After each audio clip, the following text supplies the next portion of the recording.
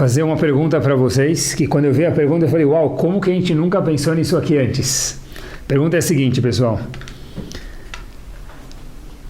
As 12 tribos eram os 12 filhos de Yaakov. Eles chegam no momento e falam para o pai deles, Yaakov, o seguinte: tem aqui o blazer, tem aqui uma túnica de uma pessoa que... Veja se você consegue reconhecer quem é essa pessoa, Yaakov. O que eles estavam querendo insinuar com isso? Essa era a túnica de Yosef, irmão deles, filho de Yaakov. E veja se você reconhece essa túnica. Se você reconhecer essa túnica, é sinal que sua memória está muito boa, mas é sinal muito desagradável que o quê? Que se for a túnica de Yosef, seu filho, e tem sangue na túnica, então quer dizer que Shalom al Israel, quer dizer que seu filho Yosef faleceu. Yaakov pega a túnica cheia de sangue que os irmãos planejaram e colocaram sangue, e na verdade Yosef nunca tinha falecido. Yaakov segura a túnica e a Torá fala para a gente duas palavras, Vaimaen Leitnachem. Yaakov não conseguiu se consolar. O que quer dizer isso? Yaakov viu a túnica cheia de sangue, ele reconheceu que a túnica era de Yosef, e obviamente se ela estava toda ensanguentada, quer dizer que Yosef partiu do mundo, mas de qualquer forma diz a Torá para a gente taxativamente, Vaimaen Leitnachem. Yaakov não conseguiu se consolar. A pergunta, a gente conhece a história, mas perguntar como se fosse a primeira vez faz a Torá ficar cada vez mais brilhante. Acompanhem comigo. Qual foi a dificuldade de Yaakov se consolar? Não porque era filho dele, obviamente, dificuldade de se consolar, óbvio que era um filho. Essa não foi a pergunta que eu quis dizer. A pergunta é, como foi que Yaakov vai imaen leitnachem? Se Yaakov era um tzadik, pessoal, se Yaakov era um grande tzadik, com certeza ele sabia que o quê? Sabia que tudo é Min Hashamayim. Então, quando ele escutou que o filho dele faleceu, o que ele devia ter feito? Falou, tá bom, Min Hashamayim. Por exemplo, que outro personagem na Torá tem que o filho dele faleceu enquanto o pai estava em vida? Aharon. Quando faleceu 2 filhos de Aharon, dos 4 que ele tinha, o que a Torá fala sobre Aharon? Vaidom Aharon. Aharon, Mifkad, Dom. O que quer dizer Dom? Ele ficou quieto. Não foi gostoso, foi incômodo, demorou para ele digerir, óbvio, mas Vaidom Aharon. Aharon aceitou isso. A pergunta é, por que em contrapartida, quando Yosef faleceu, quando Yosef pareceu que faleceu, obviamente que não tinha falecido, mas tudo indicava que ele faleceu, está escrito, em referência a Yaakov, Vaimaen Leitnachem. Yaakov, de jeito nenhum, aceitou a notícia. Por quê? Porque Aharon aceitou a notícia, Yaakov não aceitou. Yaakov não era menos tzadik do que Aharon. Ele, a gente sabe que o Yosef estava vivo e Yaakov era um Navi, era um dos patriarcas, mas todos os 3 patriarcas, eles eram Nevim, eles eram profetas. Yaakov sabia que tinha 12 tribos que tinham que sair dele. Então Yaakov falou, poxa vida, meu filho Yosef faleceu, se meu filho faleceu, 12 menos 1, são 11. E eu tenho uma profecia que eu sei que a Kadosh Baruch Hu me falou que vão ter quantos filhos? 12 tribos, 12 filhos. Inclusive, olha que interessante, a história que a gente conhece, mas não desse jeito. A gente conhece a história em Parashat Vayetze, que Yaakov estava viajando e ele precisou dormir. Ele colocou algumas pedras em volta da cabeça dele e as pedras se juntaram. Assim conta a Torá em Parashat Vayetze. Pegou algumas pedras separadas e as pedras se juntaram, formando só uma proteção para a cabeça de Yaakov. Quantas pedras Yaakov pegou? O Midrash conta para a gente, 12. E olhem que interessante. O Midrash fala para a gente o seguinte. Eu sei, Yaakov dizendo, que se as pedras se juntarem, é um sinal que eu serei o progenitor das 12 tribos. Por quê? Porque Avraham Avinu não foi. Não teve 12 tribos. Yitzhak, meu pai, dizendo Yaakov, não foi o progenitor das 12 tribos. Se as 12 pedras se juntarem e formarem uma pedra só, quer dizer que eu vou poder dar origem às 12 pedras, aos 12 filhos. Ele deita, diz o Midrash, e as 12 pedras se juntam. Então Yaakov falou, certeza que eu vou dar vida às 12 tribos. Então é impossível que Yosef faleceu. Quer dizer, quando o Passuco fala para a gente, não quer dizer que ele não concordou com Hashem, que ele foi discutir com Hashem, que ele não aceitou o decreto de Akadosh Baruch Hu. Mas Jacob entendeu que eu tenho 12 filhos que vão sair de mim, e se você faleceu, se for verdade, só vai ter 11. Podia nascer mais um. Boa pergunta, vamos chegar agora. Podia nascer mais um. Exatamente aí que eu queria chegar. Agora olha que interessante. Yosef teve um sonho de concretizar as 12 tribos. Yaakov teve o sonho de concretizar as 12 tribos. Obrigado. Yaakov, para poder conseguir receber essas 12 tribos, ele teve que passar primeiro aonde? Lavan. Na casa de Lavan. Quando na casa de Lavan ele casou com quantas esposas? 4. Bilhá, Rachel, Leá e Zilpá. Tá bom? Como eu sei quem é ajudante de cada uma, cada mulher tinha um ajudante. Rachel tinha uma ajudante e Leá tinha uma ajudante. Eu sempre me confundia quem era ajudante de quem. Bilhá é de Rachel ou Bilhá é de Leá? Zilpá é de Rachel ou Zilpá é de Leá? Só vocês lembrarem que a Torá também é brasileira. Brasil, Bet, Resh, Zain e Lamed. Assim eu decorei para mim mesmo. Bilhá é para Rachel e Zilpá é para Leá. Brasil, pronto. Torá é brasileira. Yehuda e Yaakov. Aí vocês estão querendo demais. Não quero revelar todos os meus segredos hoje. Então ele foi na casa de Lavan e morou lá durante 20 anos. Ele teve todo um action na casa de Lavan. Lavan foi a pessoa mais desonesta com ele que podia existir. Tudo isso para poder chegar nas 12 tribos. De repente, Yaakov, quando vê que Yosef parecia que faleceu, Yaakov fala, vai em Leit Nachem, eu não consigo aceitar isso, porque vai faltar uma das tribos. Todo o meu desejo de consumo desapareceu nesse minuto. Porque ele não conseguiu se consolar, porque ele sabia que tinham que vir 12 tribos.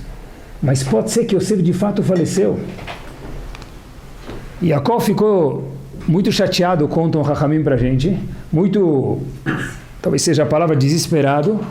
Ele falou, olha, meu projeto de vida cessou de existir. Por quê? Porque agora, em vez de ter 12 tribos, eu vou ter 11 e eu não vou ser. Aqueles sonhos que eu tive, das 12 pedras se juntarem, ou a nevoá que eu tive, que eu vou ter 12 filhos, deixaram de existir. Então voltamos, o sonho de consumo de Yaakov apareceu lá no WhatsApp dele, no e-mail dele, default. Tem que ter 12 filhos. E um deles não existe. Então alguma coisa aconteceu de errado. Yaakov não consegue se consolar com a ideia, não com a morte do filho, com a ideia que ele só vai ter 11 tribos, ele tinha que ter 12. A pergunta que não se cala, que foi feita aqui por alguém aqui há um minuto atrás, é o seguinte, por que Yaakov não casa com outra mulher e tem 12 filhos, acabou? Hashem nunca falou para ele que ele vai ter 12 filhos de Rachel, ou de Zilpá, ou de Bilhá, ou de Leá. Hashem falou para ele, Habib, você vai ter 12 filhos, essa era a profecia. As 12 pedras se juntaram a uma para ele, mostrando que ele vai dar vida a 12 tribos que vão gerar Bnei Israel. Então por que Yaakov não casou com mais uma mulher e vai ter mais um filho? E Shalom al Israel. Ele tem 3 em casa ainda. Vai ter mais um. Ele precisava casar, porque as mulheres que ele já casou, assim explica o Beta Levi para a gente, já estavam em idade que não conseguiam mais, o corpo dela fisicamente não conseguia mais produzir filhos. Então ele podia casar com uma mulher nova, ou uma de 60, ou duas de 30 anos, não é? Então ele podia casar com uma mulher mais jovem e dar luz para os próximos filhos, um filho dele. Essa é a pergunta que o Beta Levi, o Rav de Brisk, faz essa pergunta. Olhem que espetacular. Por que ele não casa com mais uma mulher? E aí está resolvido. Olhem que resposta impactante, ele fala. Vai mãe Leit Nachem. Yaakov não conseguiu se consolar. Mas por outro lado, talvez meu filho, Yosef, faleceu. Então por que você não se consola? Porque não pode ser, eu preciso ter 12 tribos. Então casa com mais uma esposa. Diz o Beta Levi para a gente o seguinte. ele não podia. Por que não? Ele queria muito casar com mais uma esposa. Porque pode ser que de fato Yosef faleceu. Por que não? Assustador. Diz o Beit Halevi o seguinte: Yaakov, quando chegou há 20 anos atrás na casa de Lavan, ele fez uma promessa para ele. Lavan chegou para ele. Lavan fez para ele prometer. Falou o seguinte: Habibi, você quer casar com minhas filhas? Falou, quero. Peraí, não é assim. Assina aqui. Levou ele no tabelião, pegou 2 testemunhos, madrinho, charroarinho, armarinho, pegou tudo. Falou para ele: olha, meu querido, se você quiser casar com minhas filhas, faz um juramento que você não vai casar com mais ninguém fora as minhas filhas e as ajudantes que eu vou te providenciar. O que Yaakov falou? Fechou. Tá bom, negócio fechado, assinou. Mal ele sabia que Lavan, do lado dele, estava assinando um cheque sem fundo, porque Lavan prometeu Rachel, deu Leá, Lavan prometeu um jeito, deu outro, Lavan enganou ele completamente. Mas Yaakov falou: eu prometi que não ia casar com mais nenhuma mulher.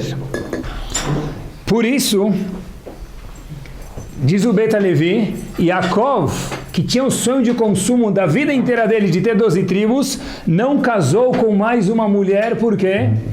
Para não abrir mão da promessa que ele fez para Lavan. Mas, de novo, Lavan, quem precisa cumprir uma palavra para Lavan? Lavan era o maior picareta que houve na história da humanidade. Tá bom? Não sei quem precisa cumprir a palavra, mas Yaakov falou: eu preciso cumprir a palavra. Pergunta o Beit Halevi: poxa vida, você nunca foi na sinagoga antes de Rosh Hashanah Yom Kippur, numa sinagoga sefaradim especial? Pega 10 pessoas, coloca ele no palco, fala para o Rav pegar o microfone, junta 1000 pessoas na sinagoga que vão lá, Erev Rosh Hashanah, e fala para todo mundo: Mutarim Lachem, Mutarim Lachem, Mutarim Lachem. Faz a Tarat Nedarim, cancela o teu neder, sua promessa, pergunta o Beit Halevi. E o Beit Halevi fala que Yaakov poderia ter cancelado a promessa dele. Então, por que Yaakov não casou com mais uma mulher e teve as 12 tribos? Quando ele ainda achava que Yosef poderia ter falecido. Disse Yaakov o seguinte: se eu cancelar minha promessa e de acordo com a Halachá eu sair glat, sair liso, sair 100% correto, o que Lavan vai pensar de mim? O que Lavan vai falar para si mesmo e vai avisar para todo mundo? Todo mundo que estava lá no cartório, o que viu? Que Yaakov assinou um contrato. Então, se ele casar com mais uma mulher, deve ser que Yaakov não é uma pessoa de palavra, não é uma pessoa de confiança, não é uma pessoa honesta. Por isso, Yaakov ficou mais de 20 anos sofrendo, achando que Yosef faleceu, para não casar com mais uma esposa, mesmo que de acordo com a Halachá não tinha problema nenhum, porque ele poderia cancelar a promessa feita para Lavan, já que Lavan foi um grande desonesto com ele. Mas Yaakov falou: eu vou poder cancelar? Tá certo, mas o que Lavan vai pensar de mim? O que vão achar, que eu sou um desonesto? Olhem as palavras do Beit Halevi, queridos, vou ler para vocês. O Kshenid Bonen al Zeh, quando a pessoa parar para pensar sobre isso, o Nisayon Gadol, o teste que Yaakov passou durante mais de 20 anos, achando que o filho dele estava falecido, Efshar que Nisayon Shelakedah, olhem que bomba. Talvez, diz o Beit Halevi, não sei medir se o teste de Yaakov não casando com uma outra mulher para ter mais um filho, para ter as 12 tribos, porque ele achou que Yosef tinha falecido, seja menor do que o teste de Avram Avinu quando foi levar seu filho para Kedat Yitzhak. Por quê? Diz o Beit Halevi, porque Yaakov nitztair chav bet shana, Yaakov sofreu durante 22 anos, vesaval kol kach harbe, e quantas lágrimas Yaakov teve, porque o sonho de consumo dele e a profecia era ter 12 tribos. Se ele não concretizasse a profecia, mostra que Yaakov tinha algum defeito dentro de si. Então imagina o sofrimento de Yaakov. Sheni saval kolkach arbe avurze. Diz o Beit Halevi, o sofrimento de Yaakov esteja talvez paralelo no mesmo nível que a dificuldade que Avram Avinu teve em Akedat Yitzhak. Porque poderia cancelar o neder, poderia cancelar a promessa, não cancelei, por quê? Porque como isso soar nos ouvidos de Lavan, que é chamado pela Torá Kedoshá de Lavan o quê? Harashá, o trapaceiro, o malvado. Eu lembrei depois que eu vi quanto Yaakov se cuidou da honestidade dele, mesmo que causou isso um sofrimento de 22 anos, que são 365 dias vezes 22 anos. Em cada dia colocar 24 horas, porque cada minuto achar que o filho faleceu, isso é, lo aleno, muito triste. Mas isso vai Doma Haron recebeu isso, Yaakov certeza teria recebido isso. Quando vai Maen Leit Nachem, quando Yaakov não quis se consolar, não foi porque ele não aceitou o decreto de Hashem, porque ele falou, olha, se meu filho faleceu, cadê minha profecia de ter 12 tribos? Então casa com mais uma mulher. Puxa vida, isso eu não posso, porque o que Lavan vai pensar de mim? Honestidade ao máximo. Eu lembrei de uma história, quando estava preparando esse shiur, em 1945, um pouco antes de Yom Kippur, logo na véspera de Yom Kippur, era Erev Yom Kippur, foi o primeiro Yom Kippur depois da liberação dos campos de concentração. E dezenas de Yehudim se juntaram numa tenda gigante que o exército americano montou para poderem fazer Yom Kippur. Havia um homem único que subiu na Bimá, que subiu na Tevá para ser o Hazan daquele Yom Kippur. Logo depois da libertação do campo de concentração. Parecia ser um Rav, alguma coisa de um Rav, mesmo que a fisionomia já não era mais de um Rav, o corpo não era de um Rav, ele é fraco, não tinha barba, mas parecia, de alguma forma, os presentes diziam que era alguém que conhecia um pouco mais do que todos nós. Quem estava no pódio, que estava pronto para liderar a Tfilá de Yom Kippur, naquele primeiro ano de liberação do campo de concentração, em 1945, foi o Rebbe de Kloisenburg, Rav Halberstam. Pessoa que, diga-se de passagem, que também passou pelos campos, perdeu a esposa e os 11 filhos no campo de concentração e nunca mais viu eles. Ele sobe na Bimá e disse o Rebbe de Klausenburg o seguinte: nós temos, no dia que vai se aproximar agora, em próximos minutos, durante as próximas 24 ou 25 horas em Yom Kippur, 10 viduim. 10 vezes que a gente fala, achamos no bagado, nós erramos, nós pedimos perdão para Hashem. Disse o Rebbe de Klausenburg: erramos o quê? Quem errou alguma coisa aqui no último ano? Quem teve o que errar no campo de concentração? Gazalo roubamos, diz o Rebbe de Klausenburg. Roubamos o quê? Não tinha o que roubar e não tinha quem roubar no campo de concentração. Bagadno, traímos? Quem tinha força para trair o Ribono Shel Olam dentro de um campo de concentração? Então o Rebbe de Klausenburg falou o seguinte: a gente perdeu tudo quando saiu do trem, não tinha mais nada ainda.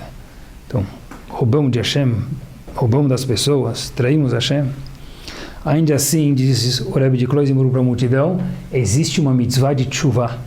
Mas a pergunta é tshuvah do que para a gente? Então, essa foi a pergunta que ele fez. Uma pergunta que só eco no momento. Eu lembrei, e com isso a gente responde a pergunta do Rebbe de Klausenburg, para a gente entender, pessoal, o que é honestidade. Um dos alunos do Gaon de Vilna era chamado Rav Israel Mishiklov. Ele tentou fazer Aliyah quer dizer, ele tentou ir de onde ele morava para Israel, e antigamente tentam imaginar, aluno do Gaon de Vilna, que tipo de embarcação já havia. O mar era o mesmo, as tormentas eram a mesma, mas a embarcação, que embarcação havia? Então, o barco começou a chacoalhar, parecia um barco viking mesmo, não do parque de diversões, mas começou a chacoalhar de um lado para o outro. Esse Rebbe de Shiklov, que era aluno do Gaon de Vilna, falou: recebi do meu Rav, quando você está numa situação de apuros, que é nosso caso aqui, falou para a tripulação de outros Yehudim, que estavam tentando ir para Israel com ele, faz vidui, cada um fala o que ele fez de errado e talvez assim Hashem, com o Rahamim, vai perdoar a gente. Então, subiu o menino e falou: olha, puxa vida, eu não me comportei. O outro falou: eu fui mal educado com meu vizinho. Até que subiu um jovem no mastro e falou o seguinte: eu vou fazer minha parte também, vou explicar aqui no meio da tormenta por que eu vou me confessar, o que eu fiz de errado. Ele contou que ele morava parede a parede com Gaon de Vilna. E disse, esse menino, no barco, nossa família era muito, muito pobre. E meus pais estavam cada vez com menos condições monetárias, mas eu escutava da parede que era tão fina, o estudo, a melodia, as palavras do Gaon de Vilna estudando. E eu fiquei como se fosse um ímã em um metal, apaixonado pelo jeito que ele estudava. E eu fui no Heder e comecei a estudar cada vez mais e mais na escola. Só que meus pais eram tão pobres, eles tinham um pedaço de pão, tinha que dividir com a família. E todo mundo olhando e... Cadê o que você tem de errado para confessar aqui para a gente? Para talvez parar a tormenta agora no barco? Falou, eu menti para os meus pais. Eu falei que na escola tinha almoço. E eu passei alguns anos da minha vida sem almoçar nenhuma vez. Eu tomava café em casa e jantava em casa e pulava o almoço, falando que na escola tinha almoço para sobrar mais pão para minha família. Eu queria confessar a minha verá de Gezel de roubo. Isso é honestidade. Quando ele falou isso, a história é verdadeira, está testemunhada essa história, a tormenta parou e eles conseguiram chegar em Israel. Eu pensei, quando escutei isso, que ele estava falando de uma mitzvah, não de uma verá. Mas o menino falou, eu menti para os meus pais. Ah, foi nobre a razão? Foi. Foi para estudar? Foi. Foi para deixar mais pão para os irmãos? Foi. Mas o menino falou, eu menti para os meus pais. Eu fiquei pensando comigo mesmo, depois que eu li o Beit HaLevi, olhem que espetacular. Quando uma pessoa normal, entre aspas o normal, faz o Retzon de Hashem, ele sente um pouquinho que está fazendo um favor para Hashem.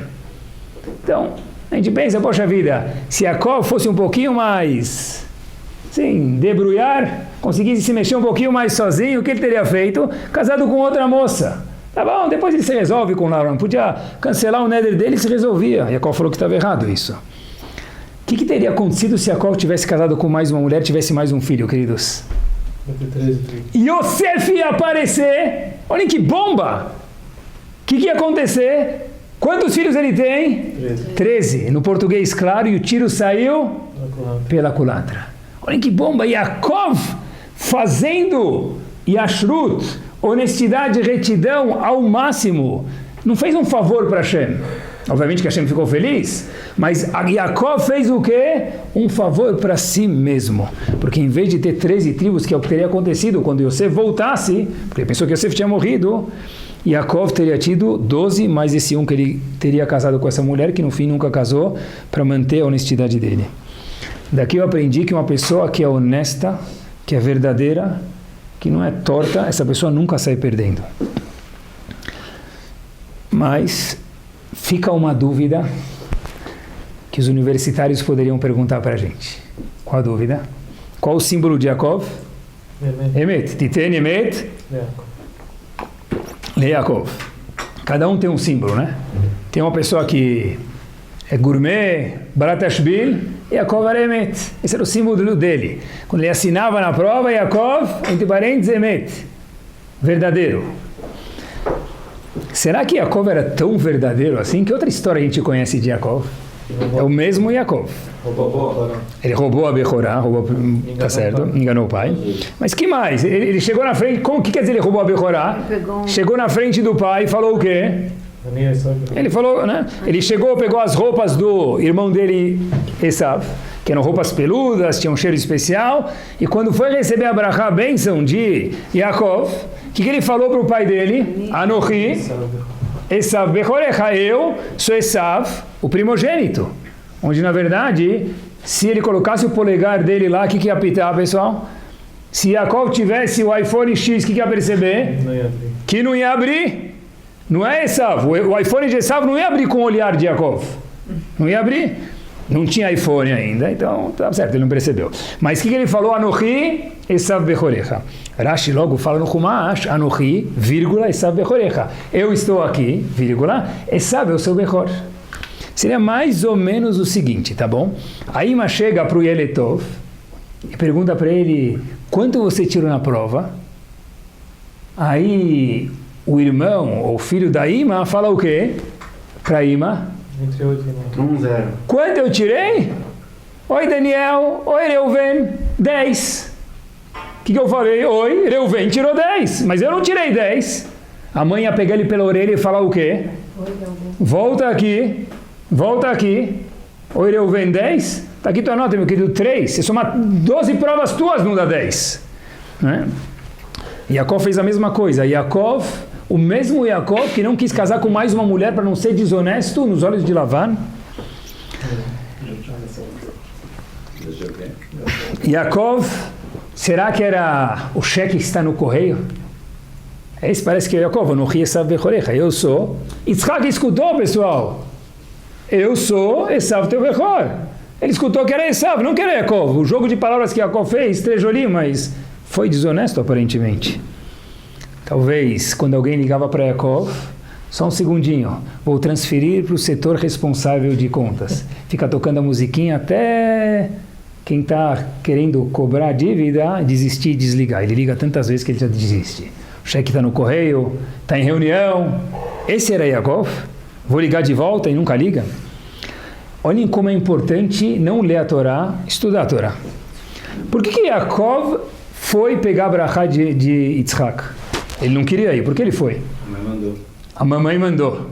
Então, que Buda vai? Ele foi? Liberou. Dá culpa na mãe ainda, né? Eu fui porque a mamãe mandou. Culpa da mãe. Diz, tem um tradutor na Torá chamado Onkelos, um deles. Onkelos ensina pra gente, quando Rivka falou para Yaakov, vai pegar a berachá do seu pai Yitzhak, está escrito no Onkelos, por quê? Yitzhak falou, não quero ir. Yaakov falou, não quero ir. Rivka falou para ele, vai, porque eu recebi uma profecia nevoá, diz o Onkelos, nevoá, essa palavra dele, que você tem que receber a berachá do seu pai.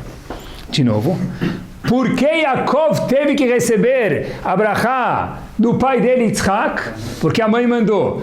E quem deu o aval para a mãe autorizar o filho a mentir? Deus.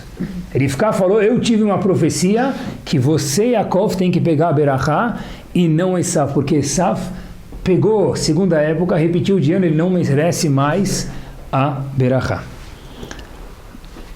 Tá bom? Então Yaakov falou, tá bom? Mas Yaakov falou, tá bom que eu tenho que receber a berachá, mas eu não quero mentir, eu nunca menti na minha vida, meu símbolo é Emet, eu dei minha vida pelo Emet, pela verdade. E Rivka falou, tá bom, então fala Anochi, vírgula, Esav Bechorecha. Eu não quero ir, mãe, eu não quero mentir, eu sou Emet, eu sou verdade, esse é o meu símbolo, é meu carimbo, tá bom? Fala Anochi, vírgula, eu estou aqui, vírgula, e Esav é o Bechor.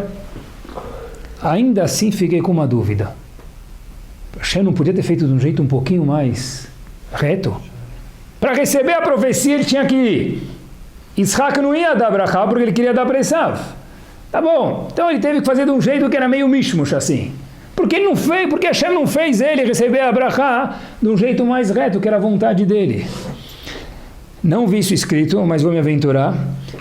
E parece que isso é a resposta quando Yaakov, ou todos os avós, melhor dizendo, cresceram, foi porque eles se comportaram de uma forma, atenção com 4 ouvidos agora, completamente oposta à natureza deles. Uma prova famosa, mas só para lembrar vocês, quando que Avraham Avinu virou o Avraham Big Extra Large Shot? Quando ele virou o Mega Avraham Avinu? Akedat Yitzhak. Qual era o símbolo de Avraham Avinu? Chesed. Akedat Yitzhak é o oposto de Chesed, bondade, é a maior crueldade do mundo.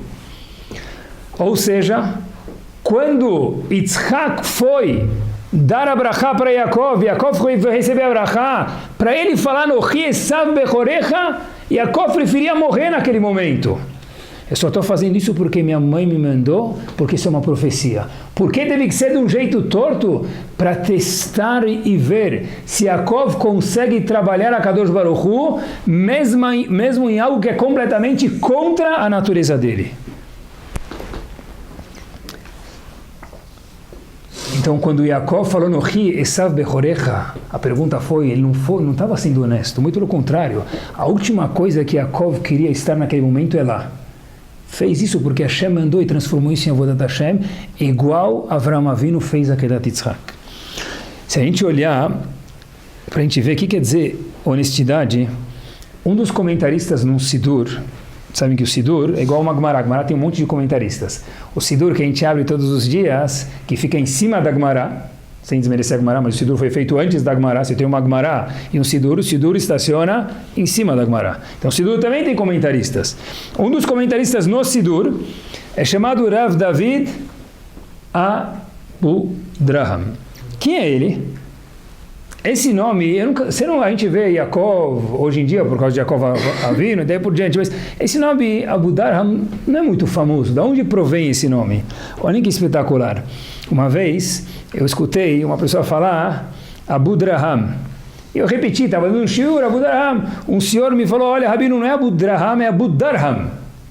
Aí eu falei para ele, por quê? E eu fui procurar da onde vem essa história. Da onde vem esse nome desse comentarista do Sidur chamado Rav David Abu Darham? Difícil ter história de muitos Faradim, a gente traz muitos Ashkenazim no Shiur, então vou trazer sobre os Faradim hoje. Rav David Abu Darham era um Faradi e ele vendia alguma mercadoria cara, talvez seja ouro, diamante, não está escrito, mas vamos imaginar que é ouro, diamante, alguma coisa muito valiosa, e ele pesava grama por grama, embalava e vendia. Em cada grama ele pesava e colocava um pouquinho a mais do que uma grama para ter certeza que ele não estava enrolando o cliente. A medida da época onde Rav David viveu era chamada Darham. E daí? Quando alguém vinha comprar, por exemplo, 9 gramas, em vez de ele pesar as 9 juntos, ele tinha pacotinhos de 1 grama, então ele integrava uma, mais uma, completando, fazendo 9 gramas, e entregava. E cada grama tinha um pouquinho a mais do que 1 grama para ter certeza que ele não trapaceou ninguém. Uma vez, veio um senhor comprar uma medida dele, e esse senhor pegou lá e comprou, e Rav David entregou para ele os pacotinhos e colocou, e o senhor foi embora. Depois que Rav David viu isso, ele falou, uau, eu não sei se eu entreguei para ele 8 ou 9 pacotinhos. Se foram 8 pacotinhos, tinha 8 gramas, enquanto ele me pagou 9. Se foram 9, tudo bem. Ele olhou, procurou, ficou na dúvida, e Rav David foi correndo, andou, eu não sei se foi 500 metros, 1 quilômetro, 2 quilômetros, mas parece que foi algo de chamar a atenção. Até que esse comerciante falou, o que você quer? Eu te paguei, não era cheque sem fundo, não tinha cheque naquela época, que você está correndo atrás de mim. Falou, não, acho que eu vendi para o senhor 8 gramas em vez de 9, dá uma conferida, por favor. Esse senhor olhou, abriu, não era Yehudi. Depois dessa história, esse senhor falou, se isso é ser um Yehudi, eu também quero virar um Yehudi. Esse senhor se converteu e virou um guerreiro cliente. Daí vem o nome dele, Abu Darham, o pai do Darham. Por quê? Darham era a medida. Ele é o pai do Darham, uma pessoa que se cuidava ao máximo para fazer o quê? Manter a honestidade a top. Então, na verdade, Rav David Abu Darham era o pai da medida Abu Darham. Que nem chamar alguém hoje Mr. Quilo. Ele vai ficar ofendido, né? Mr. Grama, sei lá, Mr. Tonelada, como vai chamar a pessoa, eu não sei mais. Era assim, Rav David Abu Darham vem da onde? As mulheres têm que chamar de grama. Mas, da onde vem Rav David Abu Darham? Da onde vem? Do fato que ele cuidou ao máximo das medidas. Qual é o poder dessa mitzvah da honestidade? Avigdor Miller tem um livro chamado Sharei Orah, tem 2 tomos. No segundo tomo, ele fala para a gente o seguinte: Yaakov morou na casa de quem? A gente mencionou antes? Lavan, que de branco só tinha o quê? Nome. Tudo trapaceiro, tudo sujo, tudo bagunçado na vida dele. Completamente desonesto, Lavan. Ele ficou 14 anos depois no Bet Midrash, estudando, dizem Chachamim pra gente, na Gemara, sem dormir. Tá bom? Ele vai lá, depois de 14 anos, sem dormir, ele dorme lá pela primeira vez em Parashat Vayetze, e com o que ele sonha? Anjos, subindo e descendo uma escada, começo de Parashat Vayetze. Ótimo. Olhem só que show. Uma Parashat depois, Parashat Vayishlach, ele vai se confrontar Yaakov com Lavan, Vaishlach Yaakov Malachim. Yaakov mandou para ver o que Esav queria dele. O que ele manda para Esav? Anjos. Malachim diz Rashi, Malachim Mamash. Pergunta Rav Avigdor Miller, por que uma paraxá atrás, ele sonhou com anjos? Uma paraxá depois, em Parashat Vaishlach, quando ele vai se deparar com Esav, ele vê anjos enquanto está acordado, ele manda anjos em estado de acordado.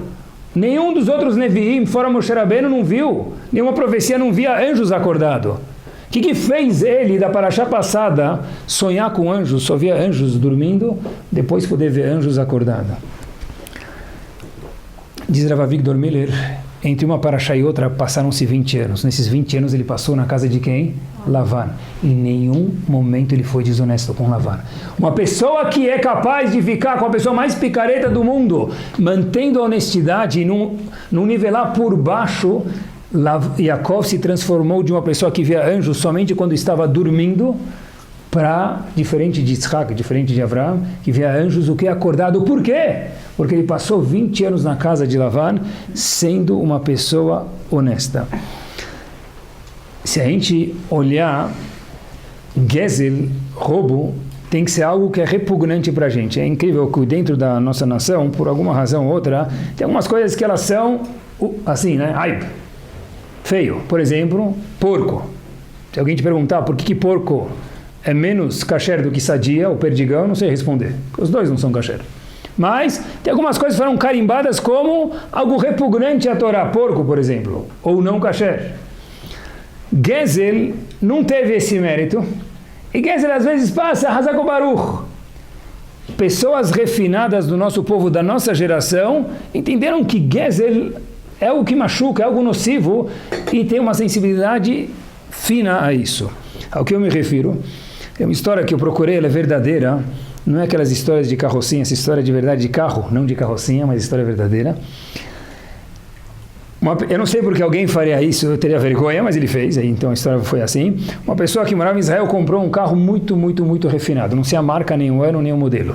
Comprou um carro top, e ele ficou cutucando o chamash do Rav Chaim Kanievsky 1, 2, 3 vezes para conseguir ver se ele podia levar o Rav Chaim Kanievsky de um lugar para o outro no carro dele. Então ele tanto cutucou o chamash, o ajudante do Rav Chaim Kanievsky, ele falou, tá bom, leva ele. Amanhã ele precisa ir para tal lugar, eu vou junto, você dá a carona. Esse indivíduo, motorista lá com um carro novo, encosta o carro, Rehov Rashbam, onde mora Rav Chaim Kanievsky Shlita, encosta lá, e desliga o carro, esperando o Rabino chegar, vai receber ele, volta com o Rabino, abre a porta, entra no carro, liga o carro uma vez, nada. Segunda vez, nada. Terceira vez, ele falou, talvez o Rabino vai fazer Mehayametim aí atrás, vai ligar o carro, e não liga. Aí fica com uma vergonha e fala para o Shamash, o carro é novo, eu andei com ele e nunca deu problema. O que aconteceu? Rav Chaim Kanievsky pergunta para o dono do carro o seguinte, da onde esse carro? Ele fala, Rav, eu ganhei ele de presente. Betmin, de quem você ganhou? Falou, do meu filho. Pergunta Rav Chaim Kanievsky para o motorista, dono do carro, seu filho trabalha com o quê? Juros. Rav Chaim Kanievsky sai do carro, o carro volta a ligar e o homem vai embora. Quando se fala de Gezel, juros de forma proibida, tem formas permitidas e proibidas, tem que procurar um Rav. Quando se fala de Gezel, de falta de ashrut, de falta de honestidade, tudo que é diferente do que a Torá pede é desonesto, o carro não liga. Por quê? Porque pessoas que têm uma sensibilidade maior, para eles é igual a gente ver uma carne de porco. Falta de ashrut, de retidão, é assombroso para pessoas assim, e tem que ser para a gente também. Eu acho que o coração de uma pessoa se achar, o centro emocional da pessoa se achar, racionalmente falando, e se a gente entender isso, pelo menos racionalmente falando, eu sei que tem testes no dia a dia, mas aí o teste, na verdade, se dissolve. Eu vi uma coisa faz 9 anos que me impressionou. O Chovat Levavot, escrito pelo Rabbeinu Bechaye, fala o seguinte, nenhuma criatura do mundo consegue adicionar para a parnassá da pessoa R$1 ou tirar R$1 da parnassá da pessoa do que ela merece. Vou repetir porque a gente precisa escutar isso. Nenhuma pessoa do mundo, nenhuma criatura, diz o Chovat Levavot, não pessoa, estrelas, astros, qualquer coisa, não consegue adicionar R$1 ao que a pessoa merece ter na parnassá dele, ou remover mesmo R$1 da parnassá do sustento monetário da pessoa. É escrito no Chovat Levavot, Lo yuchlu, é impossível. Eu fiquei com uma pergunta.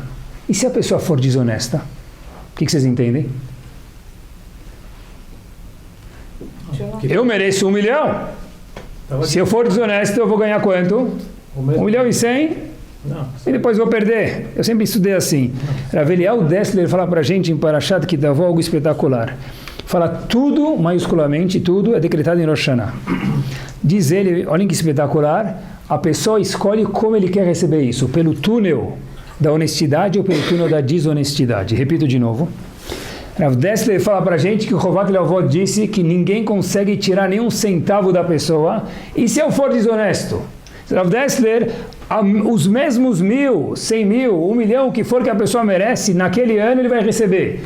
Vai vir pelo jeito da Averá, que não vai vir com Brachá, lo aleno, ou vai vir pelo jeito honesto que vem com Brachá. Mas ninguém consegue ganhar R$1 a mais do que ele merece. Seja caché, seja barrane, não existe isso. Não existe. Se o derech do mundo é ser assim, se eu mudar eu não vou conseguir ganhar nada a mais. Ah, mas eu ganhei tanto a mais, eu ganhar de outro jeito. Porque Hashem tem uma conta na calculadora de Hashem, não dá nunca piti. Eu vi fizeram uma pesquisa em Zurique, estava preparando o shiur, então estava lendo bastante. Eles fizeram uma pesquisa, teve um custo, mas vocês vão ver que o custo é relativamente barato. Alguns economistas se juntaram e patrocinaram a seguinte pesquisa. Eles colocaram uma moeda na frente de um caixa automático, ATM machine, como é um caixa eletrônico, caixa automático. E falaram o seguinte, você vai jogar essa moeda 4 vezes e deixar ela cair, cara ou coroa.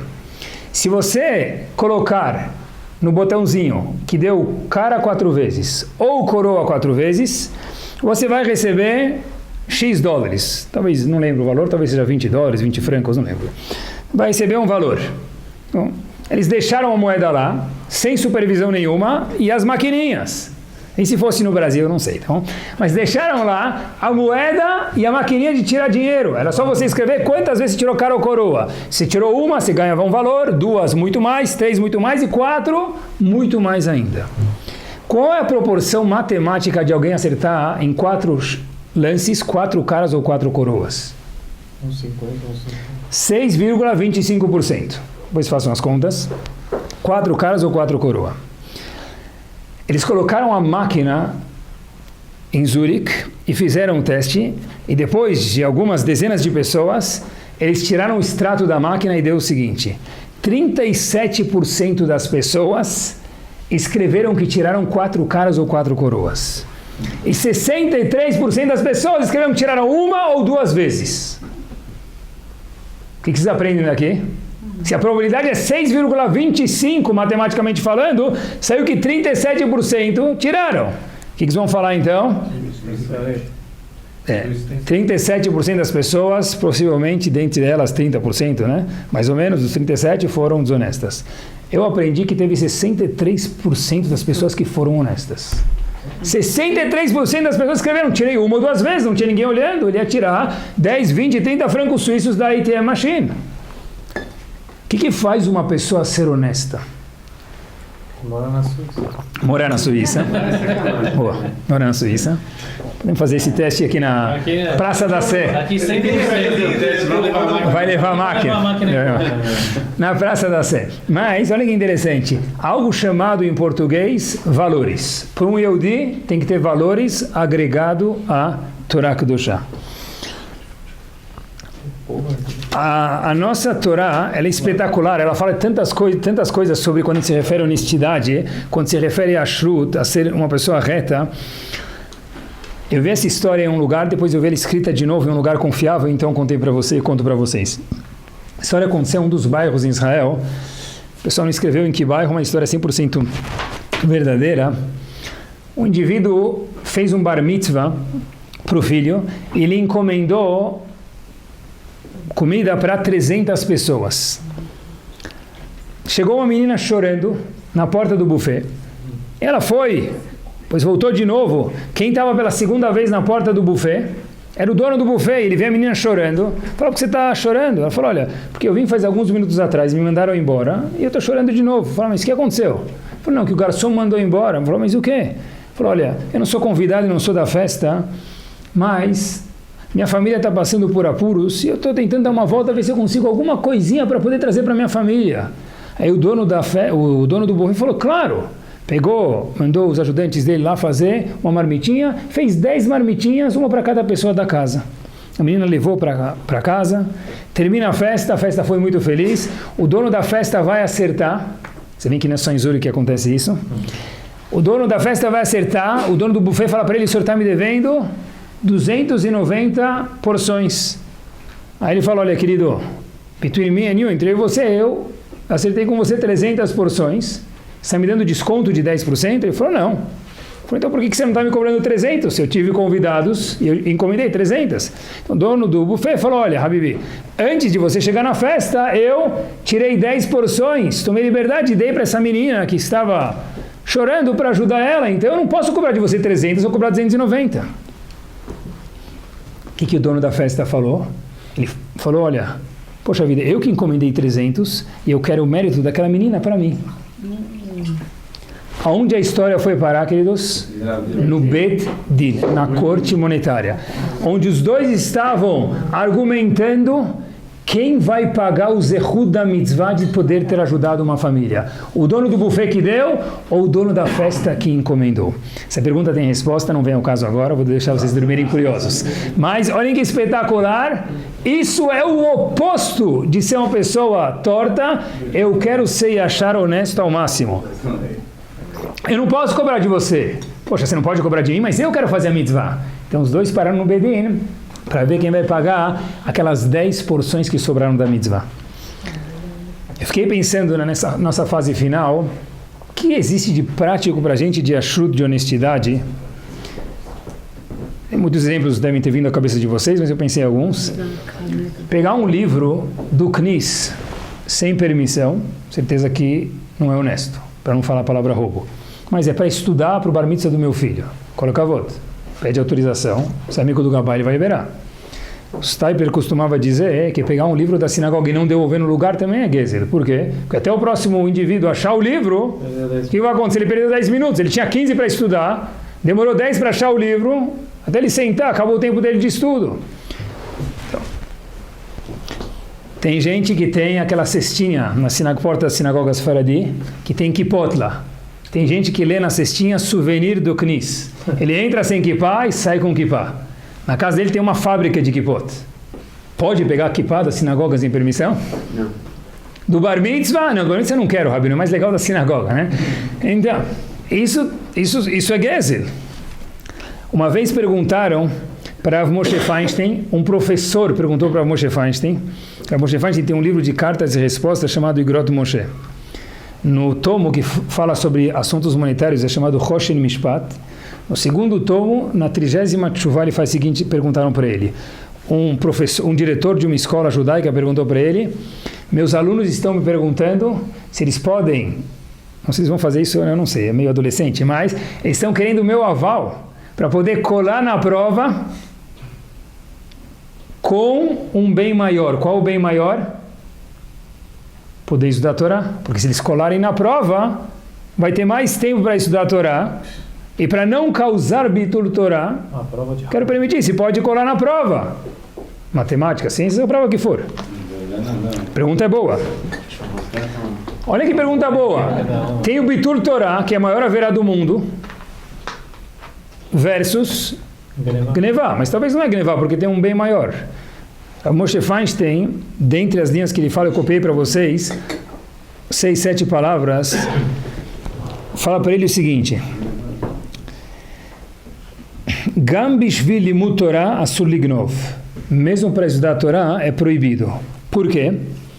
Porque diz a Moshe Feinstein, uma pessoa que é preguiçosa em honra da Torá, uma pessoa que é desonesta em honra da Torá, que tipo de chinuch, de educação, eu escola estou dando para ele? Então, permitir alguém colar em prol de estudar a Torá, que tipo de Torá vai chegar na cabeça desse menino, dessa menina? Uma Torá o quê? Torta. E uma Torá torta não é vontade de Hashem.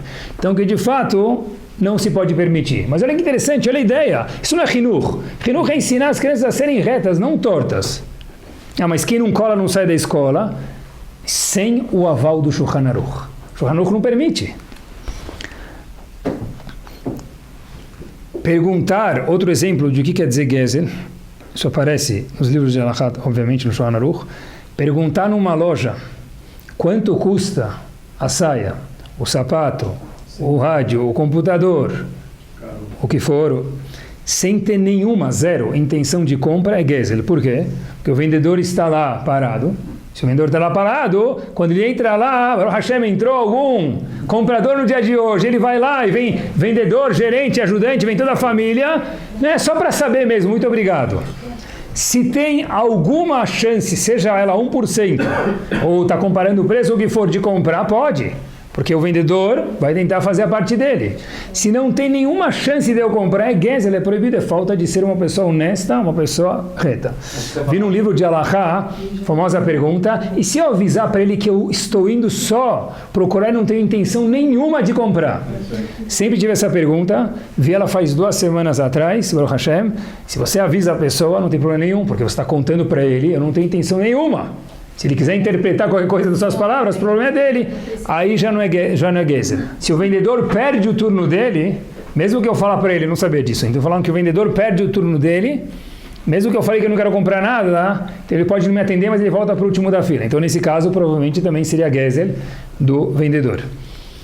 O Ben Ish Chai traz um exemplo muito curioso nas halachot dele. O Ben Ish Chai conta que haviam pessoas que andavam na feira e almoçavam lá labne. Ele escreve iogurte. O que eles faziam? Cada um pegava lá o dedo, passava no labne, ou a colher, para experimentar. Então, do primeiro vendedor do chuca ao último da feira, o que ele fez? Já jantou, almoçou. Ele experimenta queijo num, zatar no outro, manaish no outro, fistohalabi no outro, ele fez a festa.